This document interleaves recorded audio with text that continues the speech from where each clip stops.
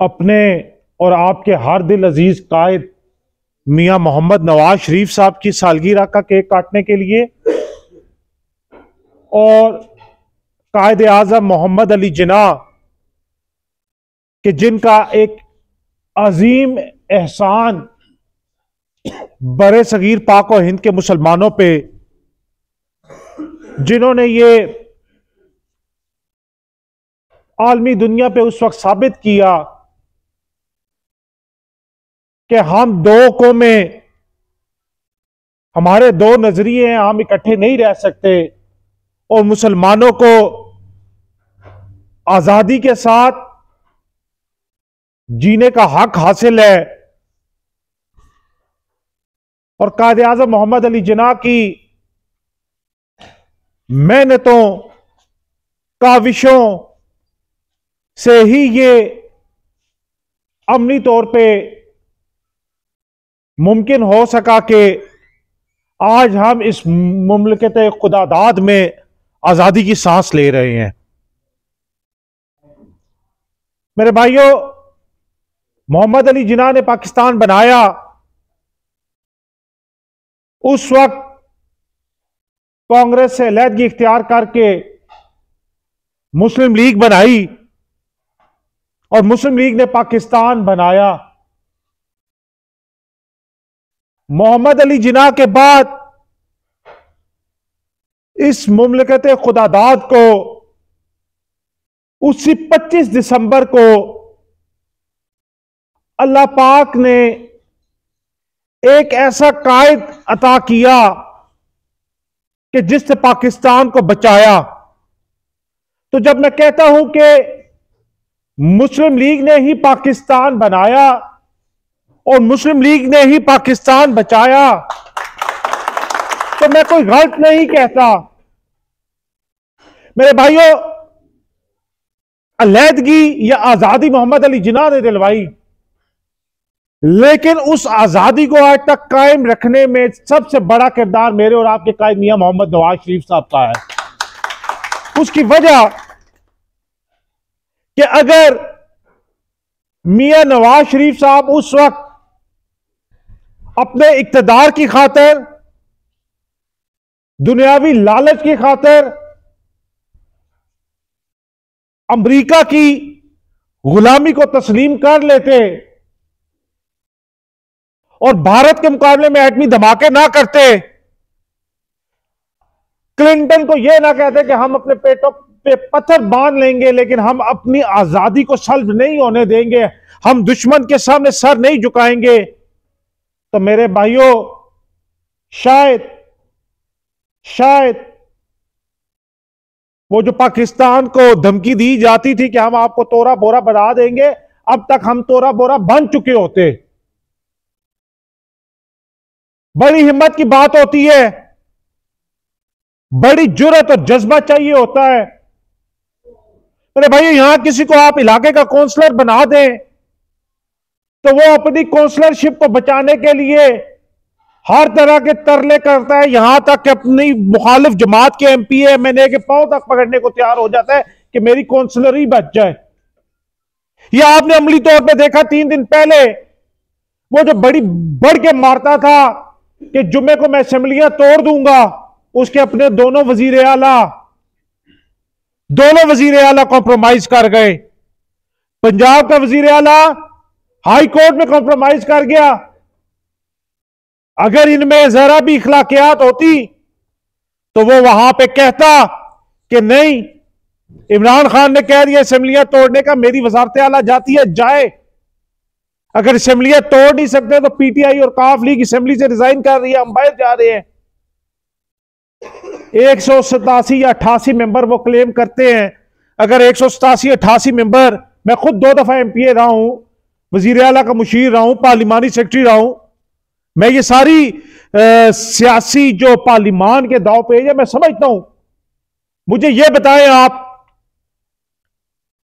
कि 370 या 71 के हाउस में से अगर 188 मेंबर बाहर निकल जाए तो वो हाउस चल सकता था? नहीं चल सकता था। तो अगर इनमें इखलाकियात होती तो ये वहां पे ये ना कहते, ये वहां पे मिन्नतें ना करते हाई कोर्ट में जाके कि हमारी चीफ मिनिस्ट्री बहाल करें। ये वहां कहते कि ठीक है, हम इमरान खान ने कहा है तो हम 188 मेंबर हाउस से बाहर जा रहे हैं, हम इस्तीफे दे रहे हैं। क्योंकि नहीं, आप हमारी चीफ मिनिस्ट्री बहाल कर दे। हम लिख के दे देते हैं कि हम, अगर आप हमें चीफ मिनिस्टर बना दें दोबारा तो हम असेंबली को डिसॉल्व नहीं करेंगे। ये देखा ना आपने सबने, ये मेरी बात नहीं है। जिस तरह अभी बहादुर खान यहां पे कह रहा था, सोशल मीडिया आजकल मेरे से जरा ज्यादा तकलीफ है इनको सोशल मीडिया की वजह से। वो बड़ी बकवासात और बड़े वो इस तरह के करते हैं। तो मुझे कुछ साथियों ने कहा कि चोई साहब, आप 2 दफा के MPA, आप वजीर आला के मुशीर, आप 4 वजारतों के पार्लिमानी सेक्रेटरी रहे हैं, आपके खानदान का एक नाम, एक मुकाम है, आपको यह चीज जेब नहीं देती? मैंने कहा क्यों नहीं जेब देती? जब वो मरियम नवाज के खिलाफ बकवास करता है जमान पार्क में बैठ के, जब वो मरियम नवाज की जात पे कीचड़ उछालता है बलीगाला में बैठ के, जब वो कुलसूम नवाज मरहूम पे कीचड़ उछालता था डी चौक में आके, जब वो नवाज शरीफ और उसके खानदान पे इल्जाम लगाता था, जब वो एहसन इकबाल को झूठे मुकदमात में गिरफ्तार करवाता था, जब वो राणा सनाउल्लाह की गाड़ी में मंशियात रखवाता था, उस वक्त इखलाकियात कहां थी? जब उससे कैप्टन सफदर को हथकड़ियां लगवाई, उस वक्त इखलाकियात कहां थी? जब RTS सिस्टम बिठा के हमें इलेक्शन हराए गए, उस वक्त इखलाकियात कहां थी? जब मरियम औरंगजेब को हरम पाक में, जहां फरिश्तों को भी हुक्म है अदब से हाजिर हों, मेरे और आपके प्यारे आका सल्लल्लाहु अलैहि वसल्लम के दर पे फरिश्तों को भी हुक्म है कि वो अदब से हाजिर हों। जब वहां पे वो बकवास कर रहे थे, एक खातून के सर से चादर छीन रहे थे, उस वक्त इखलाकियात कहां थी? जब वो झूठे इल्जामात लगा रहे थे शहबाज शरीफ और उसकी बेटी पे और उसके दामाद पे, उस वक्त इखलाकियात कहां थी? जब कुलसूम नवाज कैंसर के मर्ज में मुब्तला थी और नवाज शरीफ को अपनी बेटी के साथ वापस आके यहां पे हथकड़ियां लगाई गई, उस वक्त इखलाकियात कहां थी? आज मैं सच बोलता हूं तो मुझे इखलाकियात का दर्स देते हो। आज जब मैं कहता हूं, जब मैं कोई बात करता हूं घड़ी चोरी की, तो तुम कहते हो 4 साल में आपको घड़ी चोरी ही मिली है, लानत है तुम पे। हम तो यही कहते हैं कि तुम नशेई के पैरोकार हो। वो क्या, अल्लाह जन्नत दे, मुशाहिदुल्लाह खान साहब कहते थे, जमीन बेच डाली जमन बेच डाला, एक नशेई ने मेरा वतन बेच डाला। तो कहने का मकसद यह है, इखलाकियात सारी हमारे लिए रह गई है। मैंने उस दिन भी कहा, मैं आज भी कहता हूं, मैं मोहम्मद अली जिन्ना का पैरोकार हूं, जो डंके की चोट पे खड़ा होकर, जिसने छाती तान के अंग्रेज बहादुर के सामने कहा कि मुसलमानों को अलग मुल्क चाहिए। मैं डंके की चोट पे कहता हूं कि मैं नवाज शरीफ का पैरोकार हूं, जिसने अमेरिका की आंखों में आंखें डाल के, खाली जुबानी कलामी एब्सोल्युटली नॉट नहीं कहा, अमेरिका की आंखों में आंखें डाल के एटमी धमाके करके इंडिया को और अमेरिका को एब्सोल्युटली नॉट का मतलब समझाया। मैं कोई गांधी का पैरोकार नहीं हूं कि तुम इधर थप्पड़ लगाओगे और मैं गाल इधर से आगे करूंगा, मैं कहूंगा इधर भी मार लेना। पुत्र पूरा जवाब दे सा, पूरा जवाब दे सा। वो वक्त गुजर गया, वो वक्त गुजर गया कि तुम हमें इखलाकियात का दर्स दोगे और खुद बकवास करते फिरोगे गली मोहल्लों में। हम नहीं मानेंगे अब ये, अब हम ये नहीं मानेंगे। आप वो बाकी तो कहते हैं इनका जवाब पत्थर से, मैं कहता हूं पत्थर का जवाब हथौड़े से देंगे। ये नहीं मानेंगे अब हम। और तुम इतने जो यहां पे वो मैं बात कह रहा था कि किरदार के गाजी बने हुए हो, तुम कोई किरदार के गाजी नहीं हो। ये तुम्हारी जो ऑडियो लीक आई है, इसने तुम्हारे सारे पोल खोल दिए हैं। जो मैं बात करता था कि वो जो मखसूस गोली खाता है, वो खातून खुद कह रही है कि खान तुमने वो गोली खाई हुई थी। कहा है ना, सुने, इनको शर्म नहीं आती। ऐसा शख्स पाकिस्तान के ऊपर 4 साल मुसल्लत रखा कि जिसने पाकिस्तान की तबाही निकाल दी, पाकिस्तान को मुआशी तौर पे तबाह कर दिया, इखलाकी तौर पे तबाह कर दिया।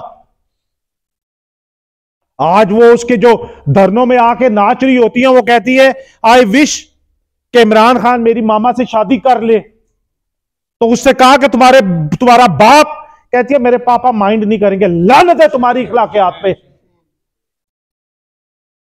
ये तुम लोगों की इखलाकियात है, तुम हमें इखलाकियात का दर्स देते हो। हम घड़ी चोरी की बात करते हैं, हमें कहते हैं जी आपको घड़ी चोरी मिली, वो खुद टीवी पे आके कहता है मेरी घड़ी मेरी मर्जी। इससे पहले हमने सुना था वो जो कुछ ख्वातीन गंदी किस्म की निकली थी, वो कहती थी मेरा जिस्म मेरी मर्जी। अब ये निकला है मेरी घड़ी मेरी मर्जी। कहता है मैं असेंबलियां तोड़ूंगा, वजीर आला जाके हाई कोर्ट में लिख के दे आता है और भाई मेरी वजारत आला रहने तो मैं असेंबली नहीं तोड़ता। हमारे ऊपर चीखते हैं यूथिये, और भाई जाओ अपने वजीर आला KPK से पूछो कि चलो पंजाब वाले तो असेंबली नहीं तोड़ी, वो तो गवर्नर बीच में आ गया, वो तो हाई कोर्ट बीच में आ गई, तुम्हें क्या तकलीफ हुई है? तुम्हें क्या तकलीफ हुई है? KPK वाले को क्या तकलीफ हुई है? उसने क्यों नहीं असेंबली तोड़ी? यार भाई एक सेकंड,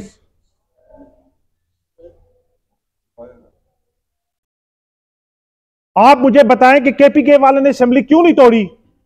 आप जाके पूछे उससे, आप अपने वजीर आला पंजाब से पूछे, पहले तो आप इमरान खान से पूछे कि तुम जिसको पंजाब का सबसे बड़ा डाकू कहते थे, 10 सीटों के साथ उसको हमारे ऊपर मुसल्लत कर दिया।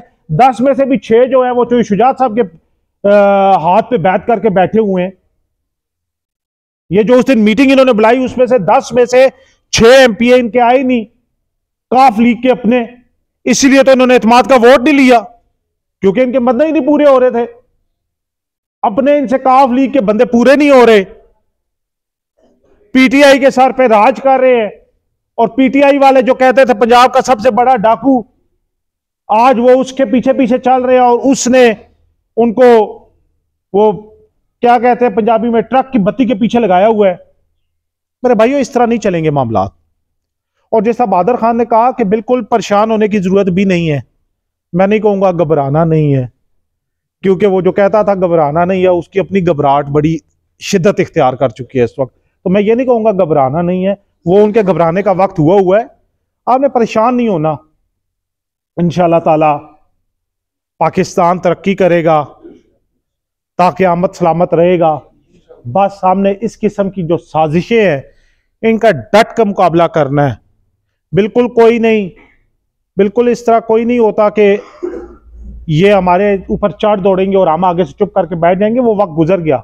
अब हम इनको जवाब देंगे और इनको बताएंगे, ये जो बहुत ज़्यादा अपने आप को हर लिहाज से चैंपियन समझते थे या समझते हैं, इनको बताएंगे सियासत क्या होती है, रियासत किस तरह बचाई जाती है, मौशियात क्या होती है और मौशियत को बचाया किस तरह जाता है। ये सब कुछ इंशाअल्लाह ताला हम ठीक कर लेंगे, लेकिन उससे पहले इसको ठीक करेंगे, क्योंकि जब तक ये नहीं ठीक होगा, वो मैं कहता होता हूं कि ना गुफ्तगू ना शायरी से जाएगा। फिरौन का मालूम है ना आपको, तारीख से आपने पढ़ा होगा, वो कहते हैं कि ना गुफ्तगू ना शायरी से जाएगा, असा उठाओ कि फिरौन इसी से जाएगा। घर हो दस्तो गरेबां की फिक्र तो घर में जा बैठो, ये वो अजाब है जो दीवानगी से जाएगा।